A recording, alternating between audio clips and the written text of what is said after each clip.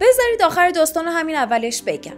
صبح روز 21 دسامبر 1989 وسط سخنرانی نیکولای چاوشسکو دیکتاتور رومانی صدای هو کردن و اعتراض مردم بلند شد.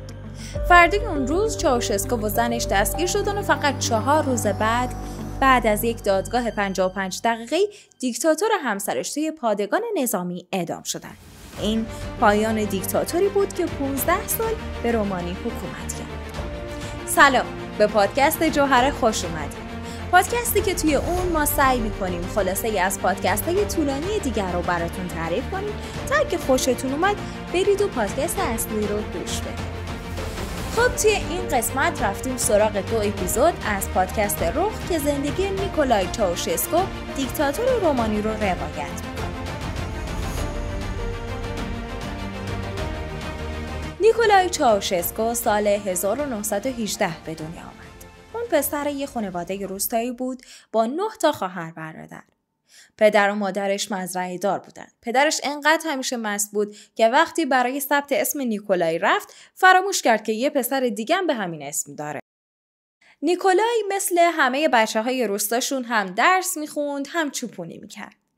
اون برای فرار از فقر و فلاکتی که توش زندگی میکرد وقتی که فقط 10 سالش بود راهی بخارست پایتخت رومانی شد. نیکولای به شهر اومد و شد شاگرد کفاشی. حالا از قضای روزگار اوستای نیکولای توی کفاشی کمونیست بود و تأثیر زیادی روی نیکولای داشت. پس عجیب نبود که خیلی زود نیکولای شد یکی از جوانایی که توی بخارست تبلیغ کمونیست رو میکردن. اونم تو زمانی که تبلیغ کمونیست توی رومانی ممنوع بود. توی دهه 30 میلادی به دلیل مشکلاتی که به خاطر پادشاه نالایق رومانی به وجود اومده بود، مردم هم گرایش‌هایی به کمونیسم پیدا کرده بودند. اینطوری بود که افرادی مثل چاوشسکو به فعالهای سیاسی تندروی کمونیستی تبدیل شدند. نیکولای توی دوره نوجوانی و جوانیش بارها به خاطر تبلیغ کمونیسم به زندان افتاد. توی زندان با رهبرای ارشد حزب کمونیسم رومانی آشنا شد. همون زمانه بود که با همسر آیندهش النا هم آشنا شد و رابطه عاشقانه‌ای باهاش برقرار کرد. وقتی جنگ جهانی دوم شروع شد، پادشاه رومانی تصمیم گرفت که از آلمان حمایت کنه. بنابراین رومانی علیه اتحاد جماهیر شوروی اعلان جنگ کرد. این اشتباه و شکست توی جنگ باعث شد این کشور بعد از جنگ بره زیر سلطه شوروی. چاوشسکو در طول جنگ جهانی دوم بازم دستگیر شده بود و قسمت زیادی از سالهای بحرانی جنگ رو توی زندان بود. چیزی که این زندان رفتن رو با اهمیت میکنه ارتباط گرفتن چاوشسکو با رهبرای کمونیست بود که تأثیر زیادی روی آینده‌اش گذاشتن و همونجا ایده های کمونیستی رو هم حسابی یاد گرفت. توی زندان چاوشسکو شد مطیع و پادوی فردی به نام گئورگیودش. گئورگیودش از وفاداری و گوش به فرمان بودن چاوشسکو خیلی خوشش اومد. از همین طریق بود که چاوشسکو خودش رو حسابی به آدمای رد بالای حزب نزدیک کرد. بعد از جنگ وقتی رومانی افتاد دست شوروی، طبیعتاً کمونیستا شدن بزرگترین قدرت سیاسی این کشور. آینده مال کمونیستا بود و گئورگیودش الان دیگه شده بود یکی از 3 رهبر اصلی رومانی.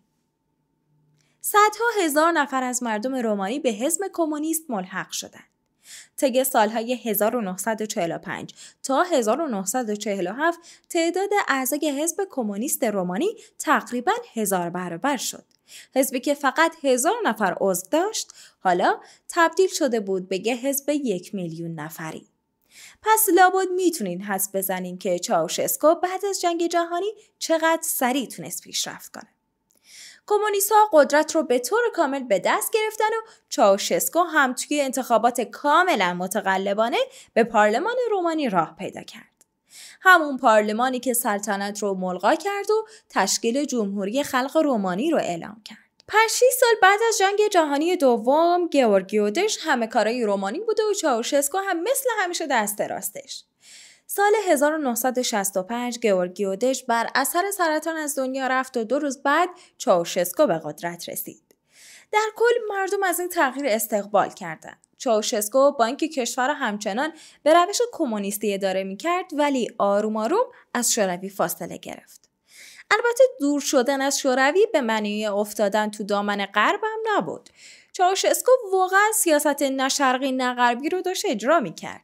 واقعیت اینه که اوایل حکومت چاوشسکو رومانی حتی پیشرفت‌های زیادی هم کرد و چاوشسکو هم در اوج محبوبیت بود. ولی این پیشرفت‌ها دائمی نبود. در طول سالهایی که اون حکومت میکرد، کشور از نظر اقتصادی وضعیت بدی رو تجربه کرد.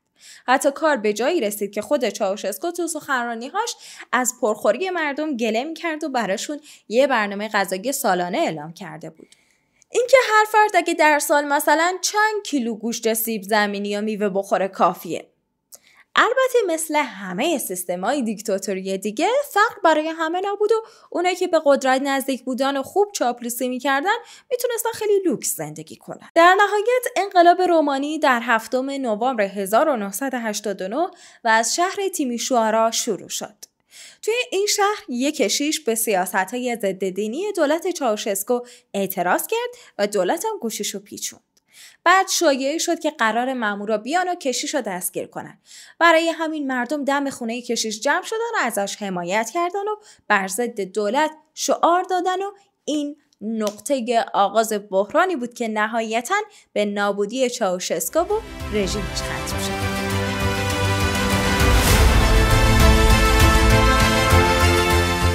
این خلاصه‌ای بود از 2 اپیزود پادکست رخ به نام دیکتاتور سرخ.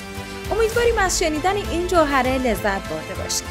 نظراتتون رو به همون بگین، به همون پیشنهاد بدین، نقدمون کنید و ما رو به دوستانتون به خصوص اگه پادکست باز حرفه‌ای هستن معرفی کنید.